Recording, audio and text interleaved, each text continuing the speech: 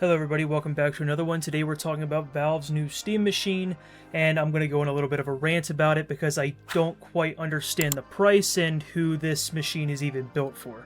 Now, call me ignorant if you want, but I personally don't see a point in the Steam machine, at least for the average consumer.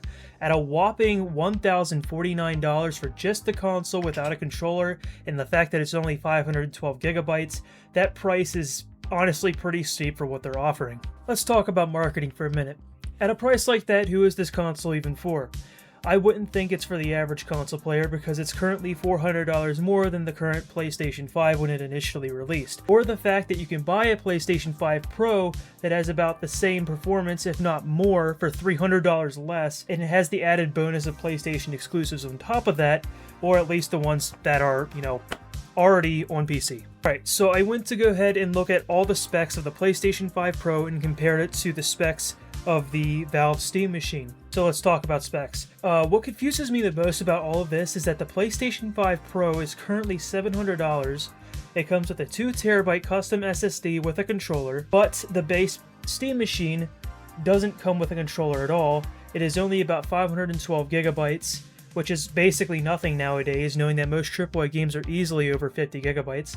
It has 16 gigabytes of DDR5 single channel memory, which I find nuts, with the performance of a base PS5 in total, according to Digital Foundry and a bunch of others. It's unbelievable. It's unbelievable in my opinion. I can't believe that they are charging $350 more than a PlayStation 5 Pro with worse performance, and it's pretty obvious at this point that Valve is trying to squeeze every single dollar out of the consumer as they can. If you honestly thought that Valve was somehow different from the rest of the AAA companies, yeah, here's your reality check.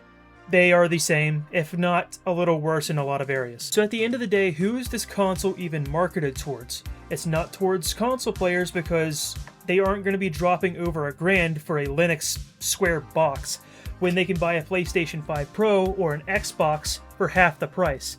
Is it for PC enthusiasts? I personally don't think so either. PC gamers love to upgrade and tweak their systems. Why would they spend thousands of dollars on a lockdown 6-inch cube with a single channel RAM that they can easily swap out? And it's definitely not for Steam Deck fans. The Steam Deck was a massive hit because it was cheap, affordable, and a great entry point to handheld PC gaming. The new Steam machine is expensive, static, and stuck under your TV or monitor for most of the time. Honestly, it feels like it was made exclusively for wealthy collectors. People who want a pretty, quiet GameCube-style toy in their living room. But for the rest of us average consumers who have to work day to day, the math just doesn't add up. So, with that said, what do you guys think? Please comment down below if you have any good insight, because I'm completely at a loss of this entire Steam machine situation. So yeah, let me know what you think. Thanks for watching. See you in the next one.